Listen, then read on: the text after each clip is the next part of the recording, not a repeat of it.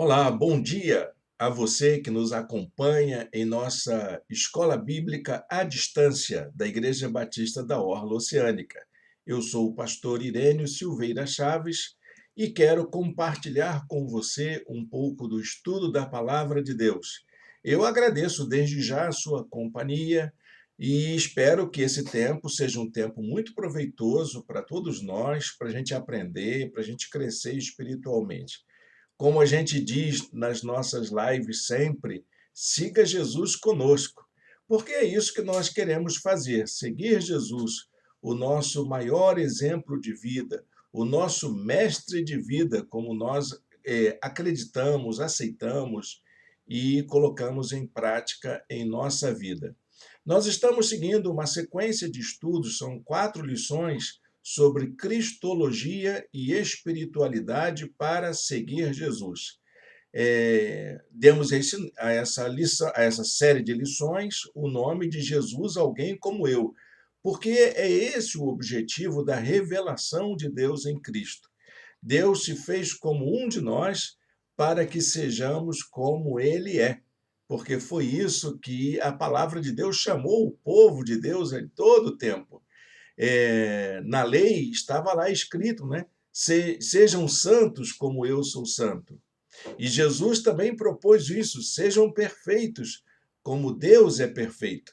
Como é que a gente faz isso? Então, é a gente estudando a palavra de Deus mesmo, é a gente juntos aqui compartilhando a palavra de Deus. Eu estou, neste momento, gravando esta aula está gravada, ela não é ao vivo e está indo ao ar neste domingo, às 10 horas da manhã, que é o nosso horário normal de estudo.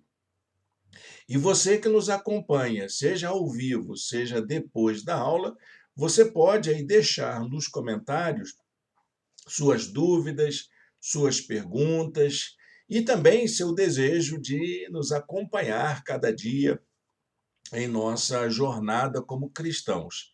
Então, se você está nos assistindo agora, por favor, fique à vontade. Nós temos também nosso material de estudo, nós temos apostila para esta lição. Você pode acessar também no blog da nossa igreja. Eu preciso dar algumas palavras de orientação para os irmãos e irmãs, principalmente aqueles que frequentam a nossa igreja. Em primeiro lugar, dizer que a pandemia não acabou. E, além da pandemia, temos de volta o surto de gripe influenza na cidade do Rio de Janeiro e também na nossa região de Niterói. Eu gostaria que você pudesse dar mais atenção aos seus cuidados de saúde. As prevenções são exatamente as mesmas. Use sua máscara e mantenha a higiene das mãos, use álcool em gel. Essa era a orientação quando surgiu a pandemia da influenza, lá pelos 2009, 2010, se eu não me engano. Então, ela está valendo para nós hoje. E vá se vacinar. A vacina da gripe quanto a vacina da Covid-19 estão sendo aplicadas pelos órgãos públicos. É uma iniciativa do poder público, o SUS, que está fazendo isso. E graças a essa vacina, associada às medidas de prevenção, é que nós conseguimos reduzir o número de internações e o número de falecidos por causa da Covid-19. E esperamos também, junto com essas medidas, a gente poder superar o surto de gripe que está acompanhando aí todo mundo. E espero que você esteja bem preparado para isso. E que Deus guarde a nossa família, que Deus guarde a nossa casa, para que a gente possa voltar à normalidade o mais rápido possível. Existe aí uma nova variante, a gente não sabe como ela é, os médicos, os infectologistas ainda não deram uma definição clara de como ela é, mas esperamos que a gente possa também superar. A Europa, os Estados Unidos já estão em estado de alerta, e se aconteceu lá, a gente já sabe como é que é a história, porque é sempre esse percurso. Primeiro acontece lá, para depois vir para cá. Então, nós vamos nos preparar aqui, nós temos tempo para nos preparar. E a maneira da gente se preparar, meus irmãos e minhas irmãs, não acredite em conversa fiada, nem em conversas de algum governante que venha tentar influenciar você. A medicina, a Organização Mundial da Saúde, a ciência é quem nos dá a orientação correta. E a orientação correta é, em primeiro lugar, use as medidas de prevenção. Usa máscara, higiene das mãos e também o distanciamento social. E, em segundo lugar, vá se vacinar. Não deixe de se vacinar. Eu já me vacinei nas 3 doses, né? As 2 doses da AstraZeneca, uma dose de reforço da Pfizer, quer dizer, estou bem protegido, né? E ainda já me vacinei também contra a gripe influenza. Então, eu estou tranquilo, né? Se acontecer alguma coisa, é o tratamento normal de uma infecção, de uma gripe, de uma virose que possa vir a acontecer. E se acontecer algo mais grave, olha, meu irmão, minha irmã, não demore, vá até o posto de saúde mais próximo, vá até o pronto-socorro mais próximo, vá até o hospital mais próximo, porque essa doença não é para você duvidar dela, ela mata mesmo. Então, se cuide e vamos em frente nessas nossas medidas de prevenção. Tá bom, gente? A segunda coisa que eu quero falar para os irmãos e irmãs é sobre o trabalho de nossa igreja. Neste domingo, dia 26 de dezembro, e no próximo domingo, dia 2 de janeiro, a nossa igreja não terá atividades presenciais. Então, todas as atividades serão virtuais. Estaremos aqui neste canal às 18 horas de hoje e do próximo domingo para a transmissão da mensagem. E será um período bom, porque nós vamos falar sobre a ênfase de nossa igreja no ano de 2022. Nós vamos falar sobre felicidade. Vamos falar sobre aquilo que pode nos fazer feliz. Olha, gente, eu tenho certeza que é disso que a gente está precisando. Eu orei muito, pedindo a Deus a direção sobre o que deveria falar no ano de 2022. E então Deus colocou no meu coração uma inquietação. A inquietação é de que nós precisamos falar sobre felicidade, sobre a alegria de viver, sobre uma forma de vida que gere esperança, que gere uma humanidade mais preparada para enfrentar suas lutas com outro nível de preocupação.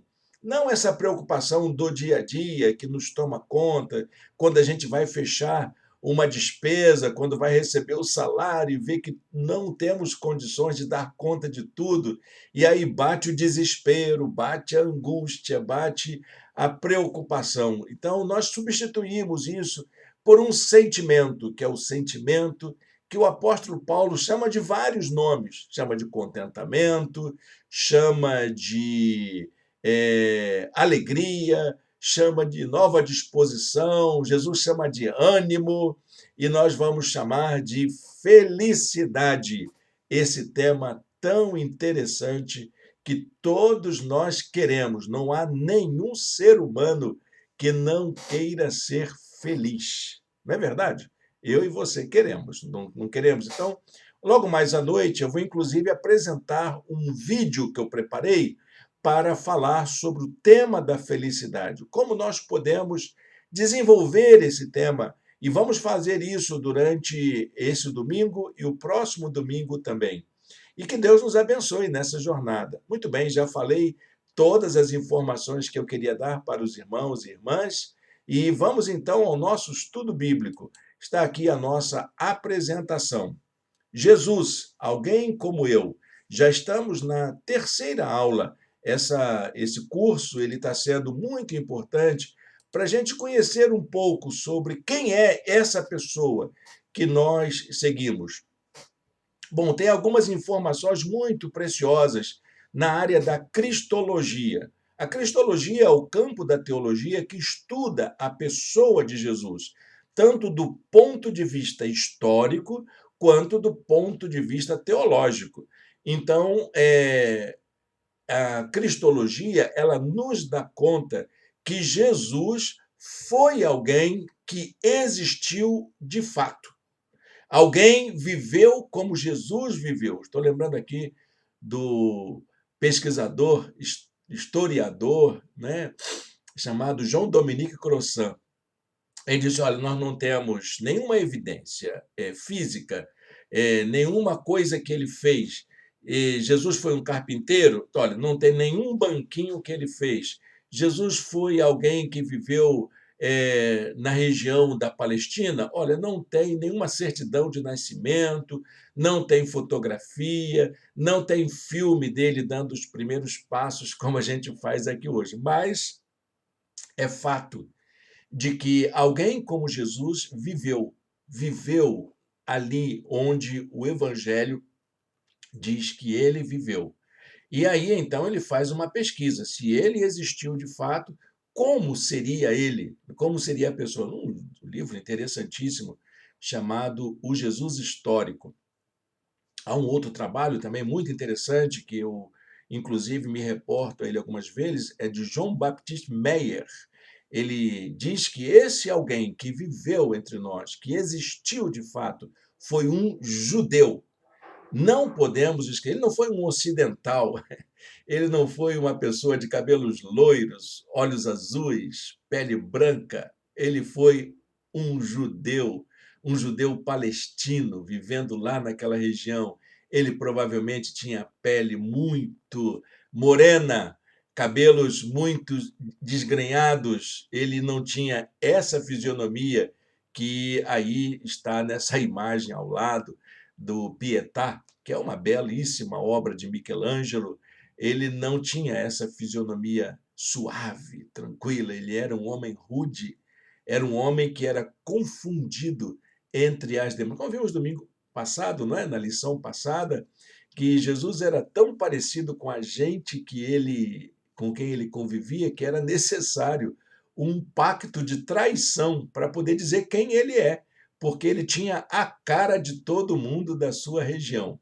Eu gosto muito, eu assisti um filme recentemente e o comentário era o seguinte: se José e Maria, quando fugiram para o Egito, se eles quisessem se esconder, eles não iriam exatamente para uma terra de negros e negras, porque seria como esconder um suíço numa tribo nigeriana. Não daria certo, não daria certo mesmo, porque seria algo muito fácil de achar. Mas Jesus ele foi escondido no meio de gente como ele é. Gente com a mesma pele, com a mesma tez, com a mesma cultura, com a mesma aparência, com a mesma forma de ser. E Jesus foi alguém como nós, como eu e você somos, meu irmão, minha irmã, gente que viveu a nossa angústia, a nossa dor. Por isso que Deus se fez como um de nós, para ele poder dizer: eu sei o que que você sofre. Eu sei o que você sente. Eu sei o que é a dor da perda. Eu sei o que é a dor da traição, meu irmão. Eu sei o que é a dor de um relacionamento ferido. Eu sei o que é passar fome. Eu sei o que é sentir sede. Eu sei o que é chorar pela perda de um amigo. Entendeu, meu irmão? É isso. Deus se fez como um de nós na pessoa de Jesus, e isso conferiu à sua mensagem uma autoridade que nenhum outro mestre de vida no mundo tem. Ele pode dizer para nós: eu experimentei o que você está experimentando agora, num grau assim de potencialidade muito maior. Jesus pode dizer, inclusive, que ele sofreu violência, ele sofreu tortura, ele sofreu, inclusive, o peso da opressão dos governantes do seu tempo, dos poderes constituídos do seu tempo. Então, é alguém que a gente precisa ouvir mais, é alguém que a gente precisa dar mais atenção. E hoje a nossa aula vai se basear nessa missão de Jesus. O que, que ele veio fazer? Se ele é o enviado de Deus, se é o Deus que se fez carne, qual é a missão dele? O que, que ele veio fazer entre nós. Eu quero deixar um versículo para a nossa meditação inicial. Diz a palavra de Deus assim: aquele que é a palavra estava no mundo, e o mundo foi feito por intermédio dele, mas o mundo não o reconheceu. Essa expressão do Evangelho de João, ela é uma espécie de um resumo daquilo que é o Evangelho de Jesus por inteiro, não é verdade? O que é, quem é Jesus? O que ele veio fazer entre nós? Ele veio fazer aquilo que ele estava fazendo lá no começo, na criação do mundo. A obra, a revelação, toda a ação de Jesus, ela tem a ver com toda a obra da criação de Deus. Então, por isso que a gente fala que a história da salvação, toda a mensagem do cuidado de Jesus, dos ensinos de Jesus para nós, tem a ver com o projeto maior de Deus, que é o da criação. O projeto maior de Deus não é o projeto da salvação, mas é o da criação. É de cuidar de um mundo em que a gente e ele possamos juntos viver em harmonia com aquilo com o qual ele criou. Então, toda a natureza, tudo que está à nossa volta, toda a criação é objeto do cuidado de Deus. Mas o problema é que a gente não entendeu isso. Esse é o problema. Deus estava desde o começo como palavra, como ideia, como uma ação viva, não é como é a linguagem, agindo para a criação de tudo que está à nossa volta. Pense bem, desde o microcosmo, desde aquele organismo menor, invisível aos olhos humanos, até aquele mais imenso, mais infinito, mais longínquo que a gente possa entender, foi criado por Deus. Deus estava criando. E a obra da salvação é resgatar este sentido da criação, é trazer de volta o sentido da criação. Há um engano teológico da igreja nos dias atuais. Isso foi construído, claro, lentamente, não foi inventado por nenhum pregador de hoje, nenhum teólogo de hoje. Foi inventado numa determinada época em que a igreja queria que a gente tivesse medo, medo do inferno, medo da danação futura, medo de ser condenado futuramente. Então se construiu essa teologia voltada para o medo. Isso quem escreve, há um livro muito interessante, seria escrito por, esqueci o nome, Paul Vane, né? Paul Vane, é isso mesmo? Ele escreve um livro muito interessante sobre o medo, e aí a gente poderia até um dia voltar a pensar sobre isso, como que o medo foi construído na Idade Média para exercer um certo tipo de poder sobre as sociedades. Foi útil? Claro que foi, né? Em questão do utilitário, a gente sempre nunca deve esquecer, porque se ela foi implantada e deu resultado, é sinal que foi útil e a gente herdou essa teologia do medo. Mas nós precisamos parar um pouquinho e voltar atrás e lembrar o que o Evangelho nos diz. O Evangelho nos diz que aquele que estava trabalhando pela criação do mundo, tudo o que ele estava fazendo, agora precisava ser tratado pessoalmente conosco. E, infelizmente, a grande maioria da humanidade não entendeu esta missão. Vamos então tentar reportar aqui qual é a missão de Jesus. A missão de Jesus tem a ver com a criação. E no objeto da criação, nós entendemos o plano de salvação, aquele que tenta trazer-nos de volta a esse contexto maior, que é o contexto da criação. Deu para entender isso aí? É uma perspectiva teológica um pouquinho diferente do que os evangelistas, do que os pregadores, do que aqueles pastores tradicionais, aqueles que me evangelizaram, por exemplo, me traziam como informação. A mensagem da salvação, embora ela seja muito importante, ela é uma pequena parte de todo o projeto missional de Deus. Então, quando a gente fala de missão, nós não estamos falando de evangelização para a salvação. Nós estamos falando do resgate da criação, porque esta é a missão de Deus. Se você ainda não entendeu isso, você está nesse grupinho aqui, ó. O mundo não o reconheceu. Então, nós vamos fazer isso, vamos ler mais em frente um pouquinho.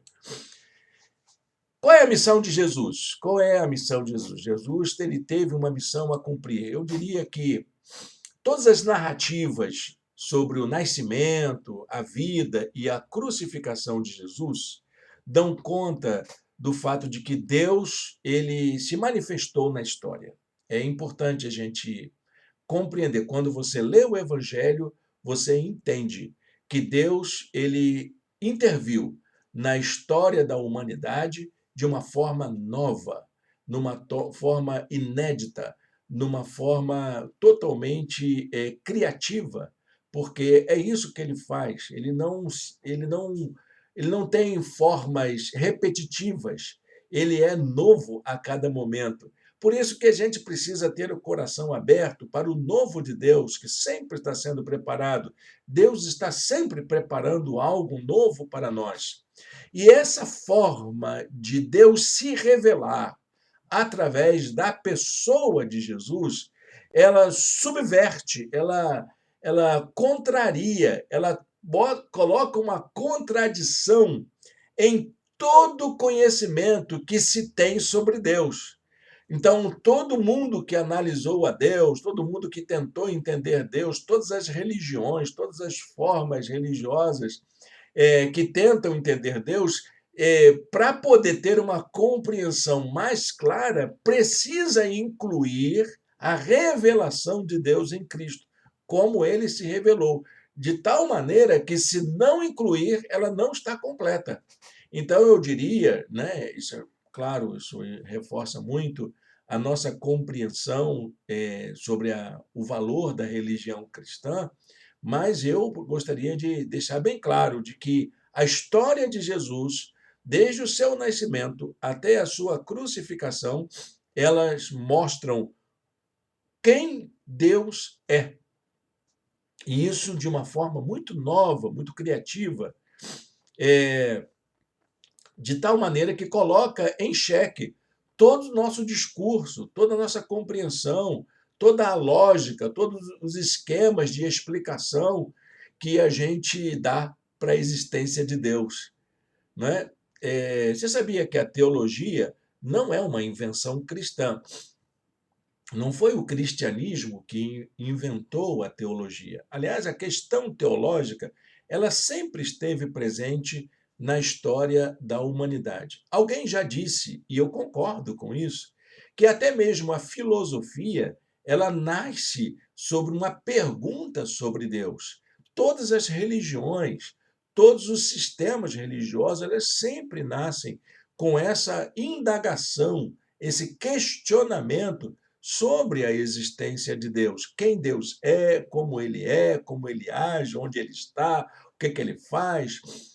Mas a gente só vai compreender isso se nós incluirmos nas nossas análises a maneira como esse Deus se revelou na pessoa de Jesus.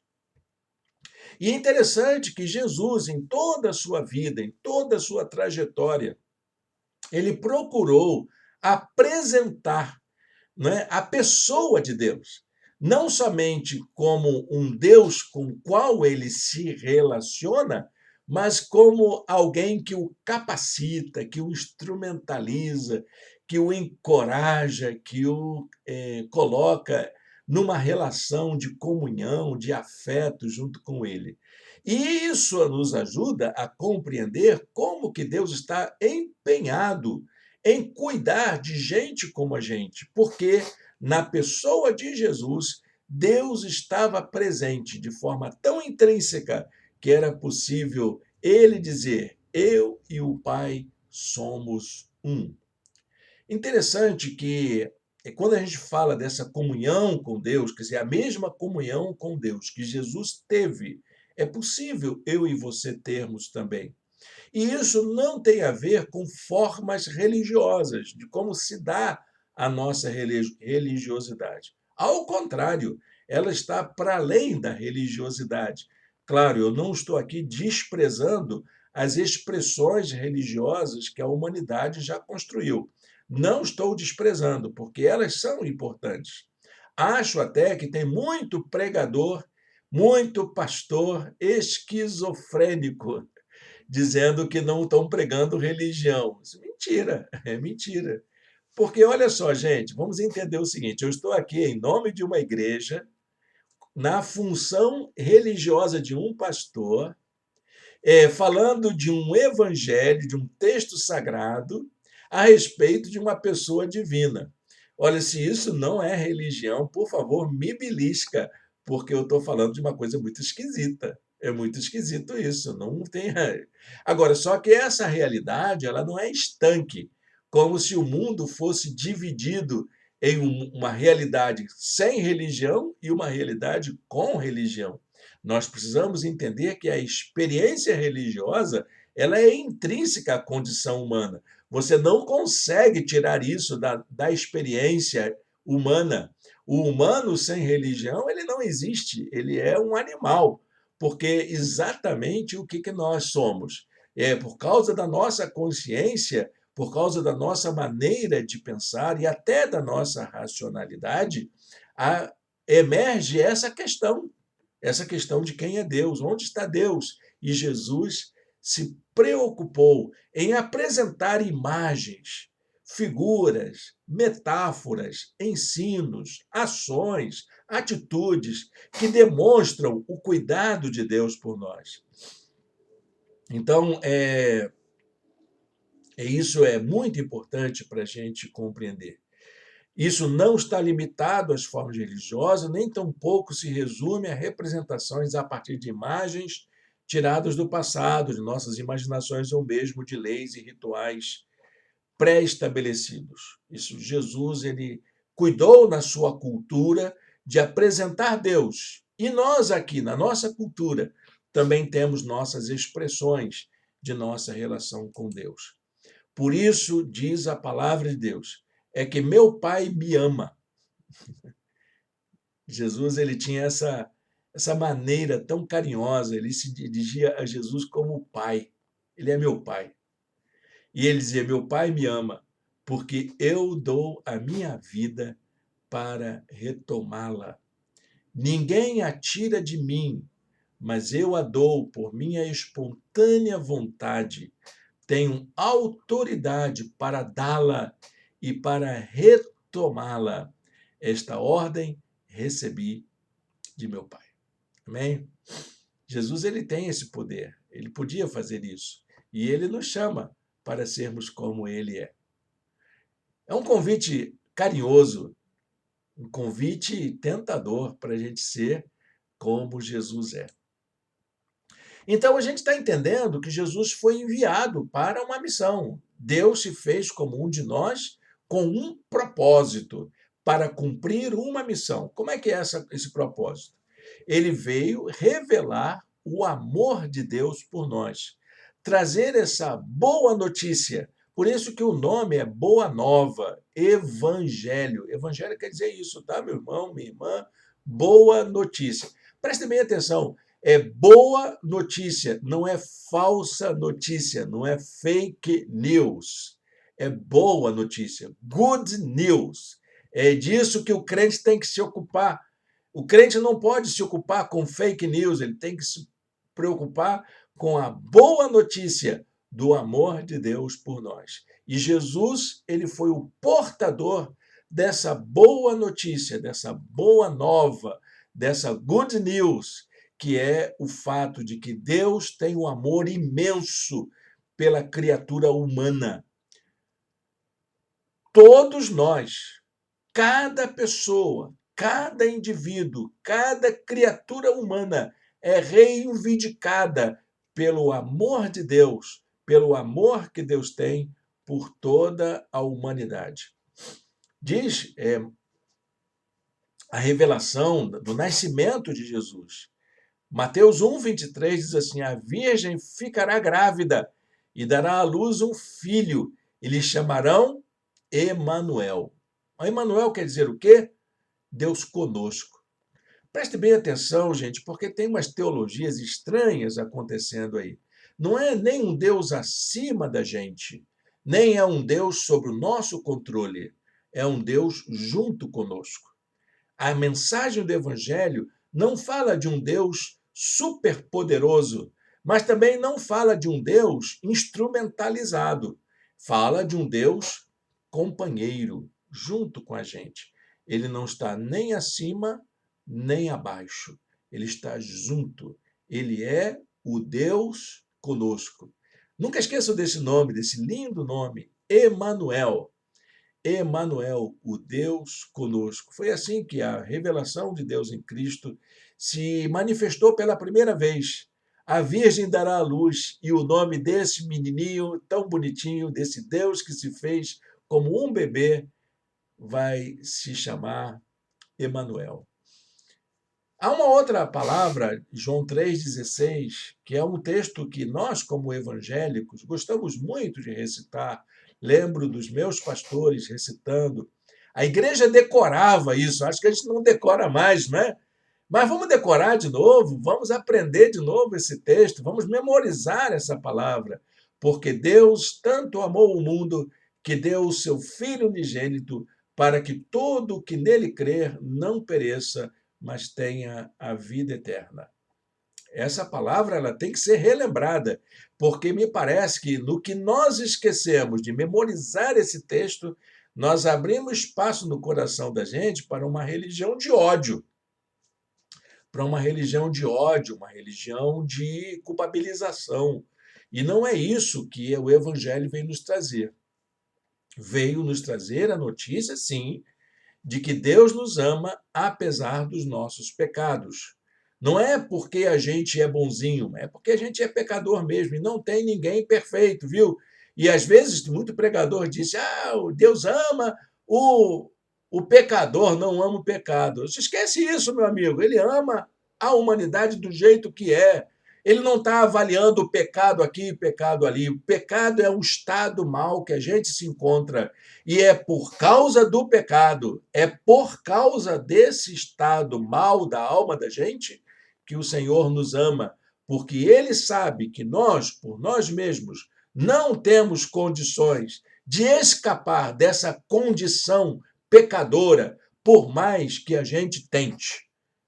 Isso a gente precisa reforçar todos os dias na nossa afirmação de fé.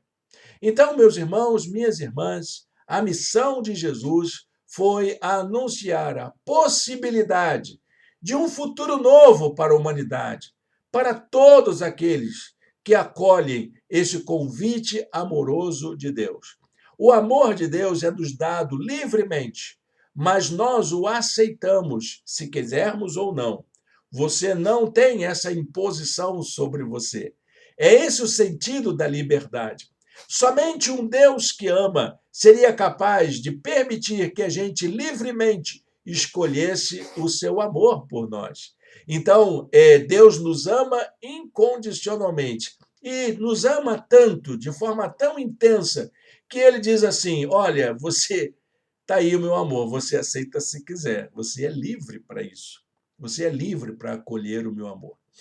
Uma das coisas que me inquieta bastante é assim, o que que a gente faz quando alguém diz que ama a gente? O que que a gente faz? Como é que você age quando alguém diz que ama você? Como é que você disse para sua esposa, para o seu marido, para sua namorada, para o seu namorado, quando disseram para você que te ama? Olha, eu digo para você o seguinte, eu fiquei inquieto. Eu disse, como é que eu vou viver sem esse amor daqui para frente? É isso que Jesus veio dizer. Veio dizer para nós que nós temos um Deus apaixonado por nós, um Deus que nos ama loucamente. E aí, o que a gente faz com isso? Eu não consigo conviver com essa notícia. O apóstolo Paulo dizia que esse amor nos constrange. Eu me sinto constrangido em saber que tem um Deus que me ama incondicionalmente, apesar de ser o que eu sou. De tal maneira que eu fico me pensando, mas como é que eu vou viver daqui para frente sabendo que tem um Deus que me ama? Essa é a inquietação. O amor de Deus nos interpela para a gente se perguntar de que maneira a gente vive na presença desse Deus que ama. Quando eu me descubro alguém amado, de que eu sou amado por Deus, que essa é a grande notícia, né, do amor de Deus é essa. Quem é o ser humano? Porque quando Jesus diz que Deus nos ama, ele está também dizendo, mas quem é o homem para ser amado? Quem somos nós para ser amado? E quando vem essa pergunta de quem é o ser humano, a grande resposta que vem, a nova resposta, é de que o ser humano é alguém amado por Deus. Amado. É claro que Deus ama a toda a sua criação, mas o amor de Deus ao homem é um amor extraordinário, é um amor diferente. Como é que a gente vive sabendo que Deus nos ama? João 16:33 diz assim: Eu lhes disse essas coisas para que em mim vocês tenham paz. Ele já sabia que essa notícia ia nos deixar incomodados, né?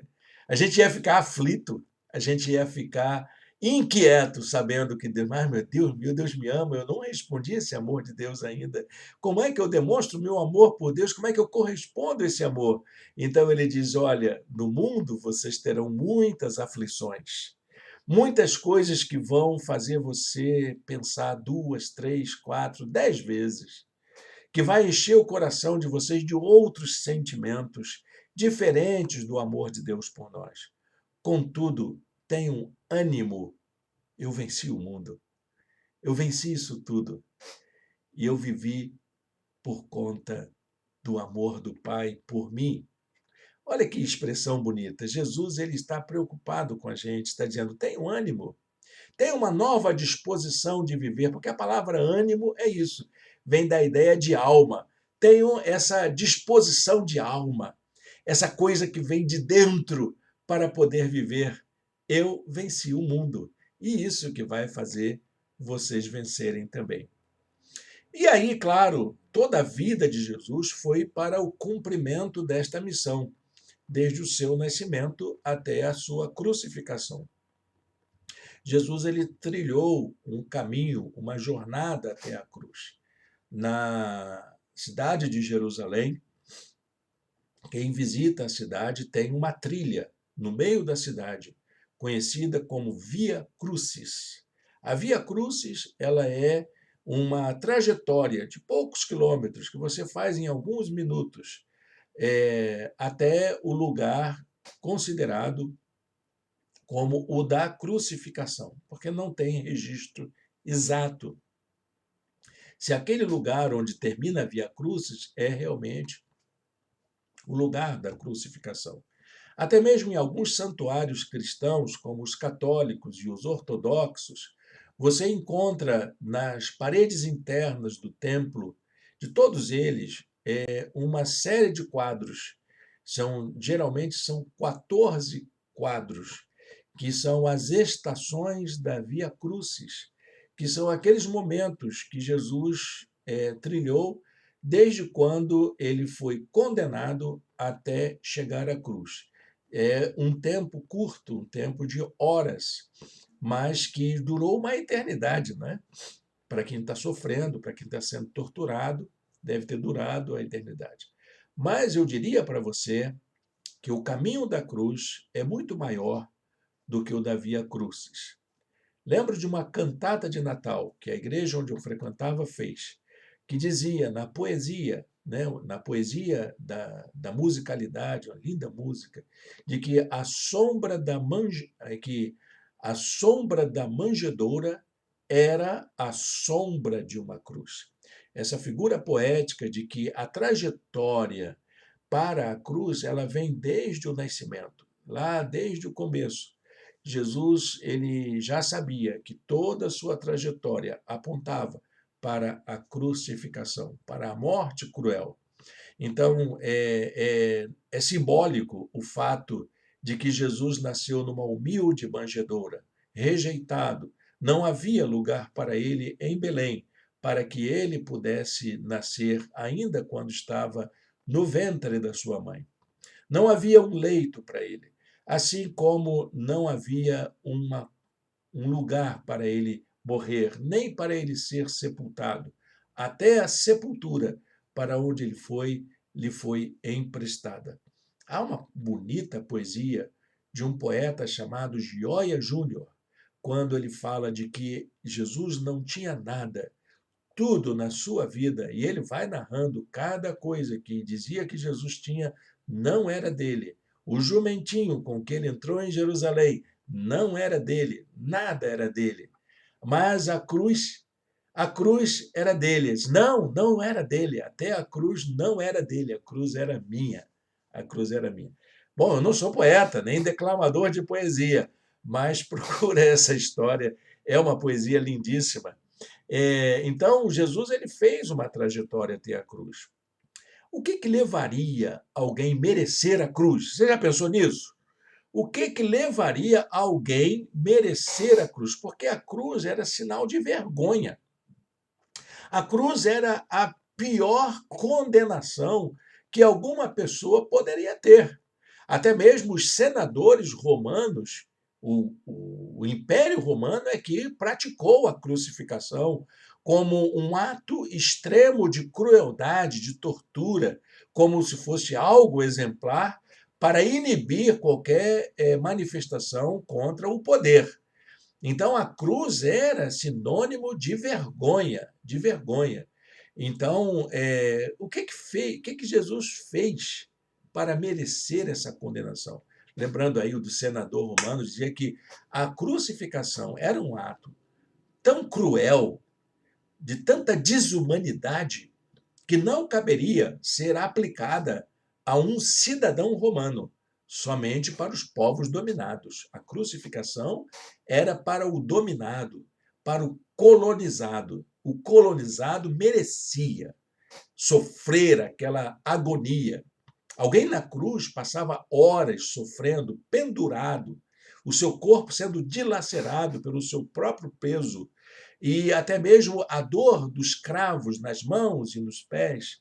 Tudo isso fazia com que a cruz se transformasse num espetáculo horrendo, terrível, que degradava completamente a figura humana. Não estava ali uma pessoa somente, estava sendo alguém ali torturado aos olhos da sociedade, todo mundo vendo aquilo, aquele espetáculo horrível de dor.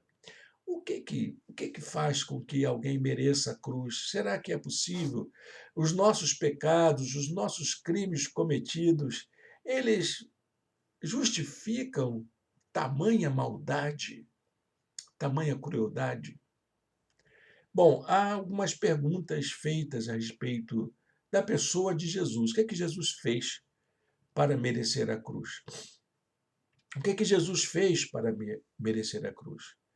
Só é possível a gente entender a cruz no contexto da vida de Jesus, não no contexto do final. Ele foi para a cruz porque ele foi traído, e no que ele foi traído, ele foi julgado, e o povo reunido na praça pediu crucifica-o. Não foi só isso. Não foi só isso. Foi muito mais do que isso. Claro que foi também isso, mas muito mais. Então, só é possível entender o fim de Jesus, a crucificação de Jesus, no contexto de toda a sua vida, seguindo o caminho que Jesus fez até a cruz. Então, eu diria que a morte de Jesus é consequência da forma com que ele viveu, da sua atuação, a mensagem que ele pregou, os milagres que ele fez, a opção que ele fez de estar ao lado dos mais pobres, dos mais vulneráveis, dos pecadores. Ele escolheu estar ao lado da gente desprezada, da gente perdida deste mundo. Gente como eu e você, claro. Gente que é destituída de tudo. Então, eu diria que Jesus foi crucificado porque ele escolheu um lado, ele tinha um lado, e é o lado dos pecadores, dos pobres, dos despossuídos, dos desprezados, dos que vivem à margem do mundo, não dos que vivem no centro do poder, não dos ricos e poderosos, mas daqueles que sofrem da opressão, dos oprimidos, dos vulneráveis. Então, a morte de Jesus é consequência da sua atuação ao lado de quem ele escolheu estar.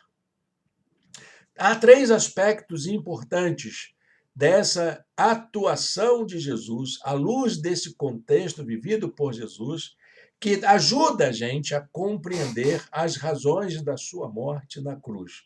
Só alguém vivendo como Jesus viveu poderia ter sido levado para a cruz. Não haveria outro fim diferente desse para alguém que escolheu viver como Jesus viveu. Jesus viveu na contramão da sociedade do seu tempo. Jesus ele confrontou os poderes do seu tempo. Jesus confrontou a lógica do seu tempo. Jesus confrontou a mentalidade das pessoas do seu tempo. Como é que ele fez isso? Primeiro, ele teve uma nova relação com a lei. Ele olhou a lei de Moisés de uma nova perspectiva. E isso foi considerado pelos líderes religiosos como uma blasfêmia, heresia. A maneira como Jesus interpretou a lei foi tratado como uma heresia. A lei era o quê? A lei eram as escrituras, a maneira de ler a Bíblia. Então, os judeus tinham uma maneira de ler a Bíblia. E Jesus, então, apresenta uma nova leitura, uma nova perspectiva. Ele contextualiza a Bíblia para os seus ouvintes no seu tempo, à luz do amor de Deus. E isso, para os líderes judeus, foi considerado como uma grande heresia, uma grave heresia, uma blasfêmia. Em segundo lugar, Jesus ele confrontou os poderes políticos da sua época. As autoridades romanas, principalmente, o contexto da sua época era marcado pela dominação, pela presença do Império Romano na região da Palestina. A Palestina tinha dois poderes. Tinha o poder de Herodes, que era o rei dos hebreus, e tinha o Pôncio Pilatos, que era um procônsul, um representante do Império Romano. E Jesus ele confrontou os dois poderes, tanto o poder local, o poder palestino, o poder judaico, hebraico da época, o remanescente do Estado de Israel da sua época, como ele confrontou o Império Romano. Ele confrontou os dois. Então, nessa relação política, Jesus ele foi tratado como um revolucionário, como alguém que andou na contramão. Revolução é isso, né? Revolução não é pegar em armas. Revolução é fazer uma grande transformação, é virar o poder de ponta cabeça.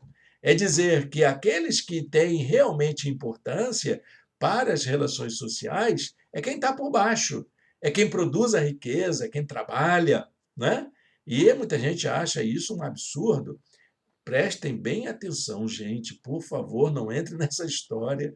Muita gente diz que isso é ideia comunista. Não é, não. Isso é Jesus dizendo que é o povo que tem que ser ouvido, que a importância é a vida das pessoas, que as pessoas que têm que ser tratadas com dignidade. As pessoas têm o direito de serem felizes, de construírem sua vida. Então, Jesus ele inverteu a pirâmide social, dando mais atenção a quem está na base da pirâmide do que quem está na ponta dela.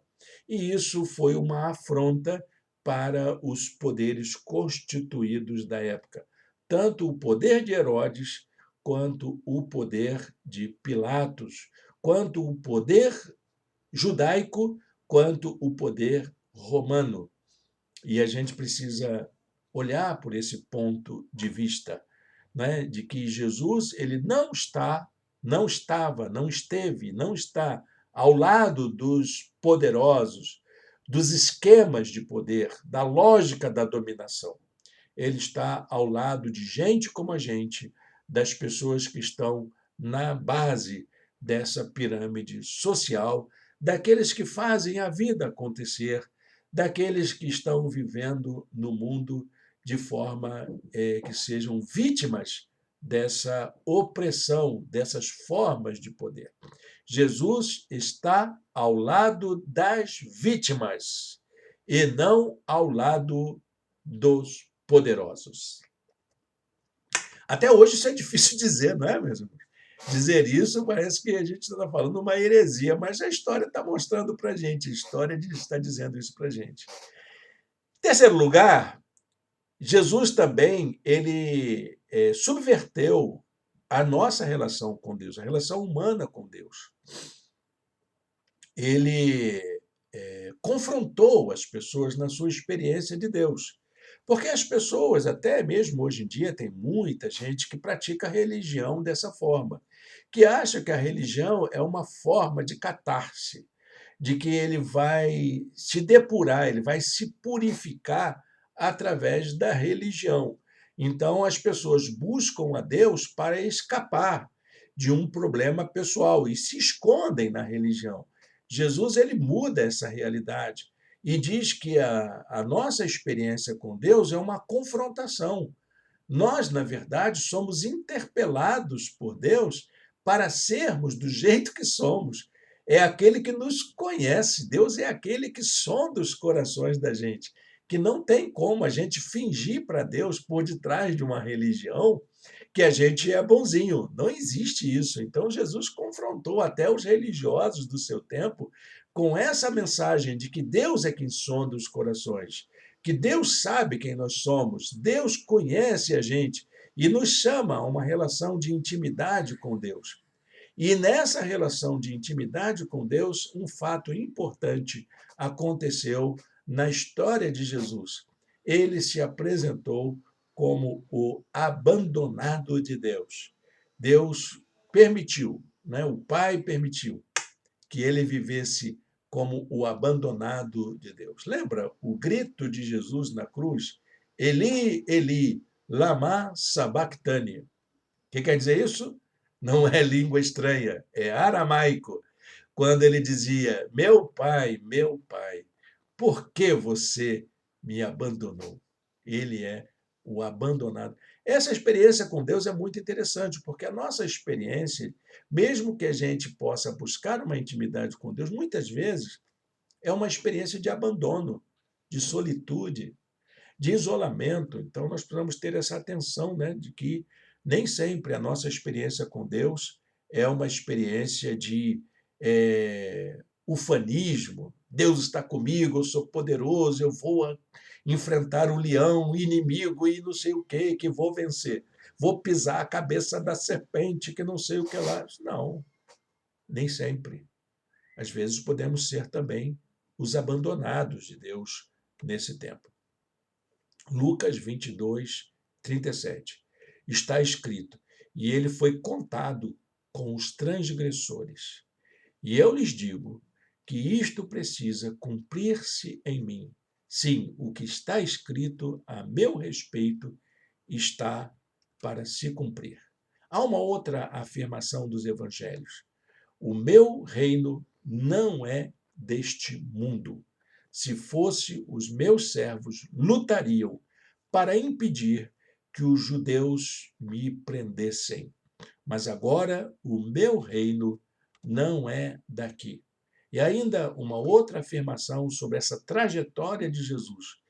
Por volta das 3 horas da tarde, Jesus bradou em alta voz: Eloi, Eloi, lama sabachthani, que significa: meu Deus, por que me abandonaste? Então, essa expressão do cuidado de Deus, ela é, na verdade, a missão de Deus na pessoa de Jesus é uma missão de amor. O amor é a missão. O amor é a missão. A morte de Jesus é uma consequência histórica do tipo de vida que ele assumiu, a de servir conforme a vontade do Pai. A cruz é a expressão máxima de alguém que se entregou para nos trazer o caminho da salvação pelo amor, não pelo sacrifício, não pelas religiões, não pelo ritual, mas pelo amor que Deus tem por nós. A história da crucificação nos constrange, exatamente porque nos vemos nela. Ela é uma denúncia daquilo que, como humanos, somos capazes de fazer com a boa notícia do amor do Pai. Quando alguém nos diz que nos ama, o que nós somos capazes de fazer? A história da crucificação, porém, ela não para por aí. Ela não é uma história com um fim em si mesma. Então, a crucificação ela tem o capítulo seguinte, que é a ressurreição. Então, é na ressurreição que nós compreendemos a graça e o amor de Deus. É aquela expressão, né, dos anjos para com as mulheres que foram até o sepulcro. Por que vocês estão procurando entre os mortos aquele que vive? Ele não está aqui, ele ressuscitou. Então, crucificação, ressurreição fazem parte de um jogo, de uma estratégia. A palavra jogo não está bem aí, não. Vou trocar, tá bom, gente? É uma estratégia que envolve duas atitudes. Primeiro, a lembrança de que somos criaturas e que caminhamos fatalmente para o fim, como Jesus caminhou. Jesus também morreu e nós vamos morrer também um dia. Um dia vamos deixar essa vida aqui. Então, precisamos ter a lembrança de que somos criaturas, caminhamos para o fim, e o que nos confronta com o fato de que somos falhos, nós podemos cometer erros, podemos cometer atitudes que desagradam as pessoas, nem sempre acertaremos todas. Precisamos lembrar disso. Segundo, a descoberta de que temos a possibilidade de construir uma vida melhor com Deus, o que nos acende a fé para ser aquilo para o qual Deus nos criou. A história da crucificação, acompanhada da ressurreição, ela é essa lembrança de que temos uma finitude, mas temos a possibilidade de uma nova vida. Agora, nesse momento, quando acolhemos a boa notícia do amor de Deus por nós. E é isso, esse acolhimento do amor de Deus por nós, é que nos faz alguém semelhante a Jesus, alguém que está em condições de viver como Jesus viveu, de colocar em prática o que Jesus ensinou. Eu creio que nós podemos juntos e juntas partirmos para essa experiência. Então, a ressurreição nos dá a certeza de que Jesus está vivo e que sua vida e seus ensinos têm validade para nós atualmente. Para encerrar a nossa palavra de hoje, quero deixar um versículo para a gente memorizar. João, capítulo 1, versos 11 e 12. Veio para o que era seu, mas os seus não receberam. Contudo, aos que o receberam, aos que creram em seu nome, deu-lhes o direito de se tornarem filho de Deus. Amém? Feche seus olhos, ore ao Senhor. Muito obrigado, Senhor, por esta lição de hoje. Ajuda-nos, ó Deus, a vivermos como alguém que é a expressão do teu amor por nós e que nós possamos, ó Pai, ter essa acolhida, ter essa abertura de receber o teu cuidado amoroso por todos nós e sermos a melhor expressão do teu amor por cada criatura. Te oramos em nome de Jesus. Amém e amém. Bem, meus irmãos e irmãs, chegamos ao final da nossa lição de hoje e eu quero convidar você a estar conosco. Logo mais, às 18 horas, teremos a transmissão da nossa mensagem, que também será gravada e está gravada para apresentarmos a você. Então, às 18 horas, ela irá ao ar e eu convido você a celebrar junto conosco a grandeza e o amor de Deus. E que Deus o abençoe. Estamos chegando ao final do ano de 2021. Quero desejar a você também um feliz ano novo e que o ano de 2022 traga para todos nós novas esperanças. Deus o abençoe ricamente.